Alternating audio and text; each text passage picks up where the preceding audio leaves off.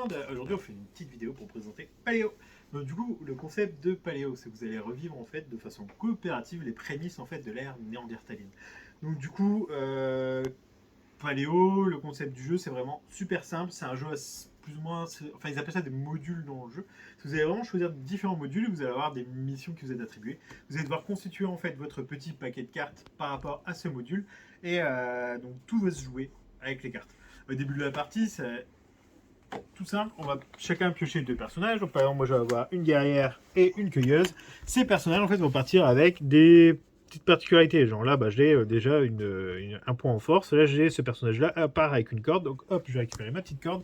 Et la perspicacité, des nombres de points de vie. Et puis forcément, si on arrive au niveau de la petite tête de crâne, on est mort. Donc du coup, par exemple, là pour le premier, là j'ai fait une mise en place pour le tout premier module du jeu. Donc le premier module, on part après la proie de la tribu, donc du coup les mammouths. On part à la chasse aux mammouths. Donc l'objectif, réussir à obtenir 5 morceaux de fresque avant de tout simplement cumuler plus de crânes en fait que de fresques. Donc pour ça, notre tour de jeu, on va toujours en même temps. On répartit en fait les cartes sur le nombre de joueurs. Donc on va prendre, là par exemple, j'ai mixé le module A avec le paquet de cartes de base. Hop, je mélange, je distribue les cartes jusqu'à ce que ce soit attribué à chaque joueur. Puis on va piocher chacun 3 cartes. Le 3 du dessus. Et je vais en choisir une parmi les 3 premières. En sachant que forcément on est aidé par le dos des cartes. Donc selon les environnements, en fait, on va pouvoir accéder à avoir tel type de ressources. Genre par exemple, ça c'est une carte de forêt, j'aurai plus facilement du bois en allant chercher une carte de forêt. Alors que là, c'est une carte de rivière, je peux potentiellement avoir des animaux qui vont aller boire, donc du coup je pourrais aller les chasser. Donc je fais mon choix, hop, on retourne tous en même temps en fait notre carte, et donc du coup, comment ça se passe? Donc il va falloir réfléchir en fait à l'intérêt commun, en fait, celui de la tribu, mais aussi donc du coup notre objectif qui va arriver dans la phase de nuit, parce que la phase de jour, on va jouer tous nos cartes. À partir du moment où aucun joueur n'a plus aucune carte, on va passer en phase de nuit, et du coup on va résoudre en fait les événements de la nuit, et notamment aussi devoir nourrir notre tribu, et donc du coup défausser chacun un pion de viande par joueur.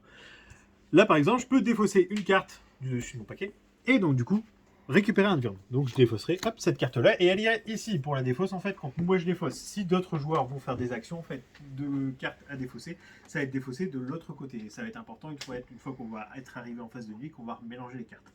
Là je peux défausser 2 cartes pour obtenir un morceau de bois, ou tout simplement j'ai une poignée de main. La poignée de main, ça veut dire que je peux aller du coup ne rien faire en fait avec ma carte à part aller aider un ami. Parce que par exemple ici pour aller chasser un bison, c'est super intéressant. Il rapporte carte de viande et il rapporte un cuir. Ça tombe bien, il nous faut 3 de viande et un cuir avant la phase de nuit, sinon on récupère un petit crâne. Donc pour ça, il faut 4 de chasse et défausser 3 cartes et on tue le bison. Donc du coup on la retire complètement du jeu. Donc du coup moi avec mon personnage j'ai déjà 1 de force, je pourrais aller aider ce joueur qui peut potentiellement a peut-être lui déjà une lance, et puis parmi ses personnages il a aussi un chasseur, et donc du coup on sera à 3 lances, et ces 2 personnages, ces 2 chasseurs, il a une lance, j'ai une lance en plus. Je vais aller l'aider, on va tuer le bison. Donc du coup on défausse la carte, hop, lui il va enlever 3 cartes du dessus de son paquet, et on récupère les 4 petites viandes et surtout le cuir. L'important forcément pour le cuir, c'est pour construire des habitations, pour se protéger en fait du froid à chaque fois lors de la phase de nuit. Du coup, comment est-ce qu'on va collecter les fresques? Ça va changer à chaque module. Et donc du coup, en plus, vous allez pouvoir adapter le niveau de difficulté. Il y a 8 niveaux de difficulté si je dis pas de bêtises. Et après, on peut même les personnaliser pour rendre l'expérience plus ou moins ardue. Et ça va se faire donc du coup via les cartes que vous allez mettre. Là, par exemple, pour ce module-là, ça va être quand on va réussir à chasser le mammouth. Donc du coup, là, je chasse le mammouth. Hop, il nous faut silence, défausser 2 cartes, et sinon on perd un point de vie. Mais par contre, réussir à tuer le mammouth, ça vous rapporte 5 points de viande. Ça vous rapporte surtout un morceau de fresque. Hop. Touc. Et 2 cuirs. Donc ce qui peut être assez intéressant, notamment pour les phases de jeu. Vous allez aussi piocher des cartes donc, du coup, qui vont vous permettre de récupérer après des savoir-faire. Donc hop, on va les rajouter comme ça. Et puis tout, je vais débloquer la hache. Donc du coup, un morceau de bois, une pierre, et je peux crafter la hache. Donc ça va être beaucoup d'objets à usage unique. Genre typiquement, là ici, la corde, je pourrais l'utiliser à un moment donné pour faire des symboles. Mais une fois que je l'ai utilisé, je suis obligé de la remettre ici. Il va falloir que je débloque le savoir-faire pour crafter des cordes pour pouvoir y arriver. C'est vraiment évolutif en plus à ce niveau-là, donc il y a même vous pourrez refaire plusieurs fois le même module, les parties vont pas se ressembler, parce que ça dépend vraiment du tirage des cartes et la chance. Le dos des cartes en fait est à chaque fois indiqué, genre par exemple la phase de foyer, ça vous permet justement en général de pouvoir crafter des objets, ce petit symbole-là qui vous permet d'accéder à la zone ici, et donc du coup vous avez toujours les torches, les pierres et les lances qui sont disponibles de base dans le jeu. Vous allez aussi pouvoir, via certaines cartes, est-ce que je vais en trouver une ici forcément? Oui, ouais, voilà, débloquer les secrets. Donc du coup les secrets, bah là par exemple, si je réalise cet objectif-là, je vais débloquer le secret numéro 2. Mais gare à vous, des fois des secrets ne sont pas forcément très intéressants. Là par exemple, vous avez une débandade de mammouth, et donc du coup, bah là je suis obligé de défausser, enfin de perdre soit 2 points de vie, soit 2 torches pour pouvoir les faire fuir. Par contre, vous avez des autres secrets qui sont très intéressants, qui vous apportent des super bonus.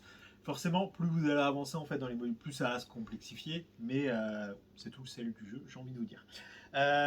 Du coup, bah, comme je vous l'ai dit, si jamais à un moment donné, bah là par exemple on n'arrive pas à défausser les 3 viandes et le cuir, bah, on va rajouter un petit crâne. Vraiment l'objectif c'est de réussir à reconstituer la fresque du petit mammouth avant que nous ayons perdu la partie. Hop, et voilà. Donc du coup, Paléo, un jeu 2 à 4 joueurs, qui peut se jouer aussi en solo si on le souhaite. Il y a des variantes en fait du jeu qui le permettent. À partir de 10 ans, c'est honnête parce que la mécanique du jeu quand même demande, enfin il n'y a pas beaucoup de texte, mais demande beaucoup en fait de brainstorming en commun, et donc du coup, il faut vraiment avoir un peu d'intelligence de jeu parce que chaque action qu'on va faire va être hyper importante et avoir une répercussion sur tout le reste de la partie.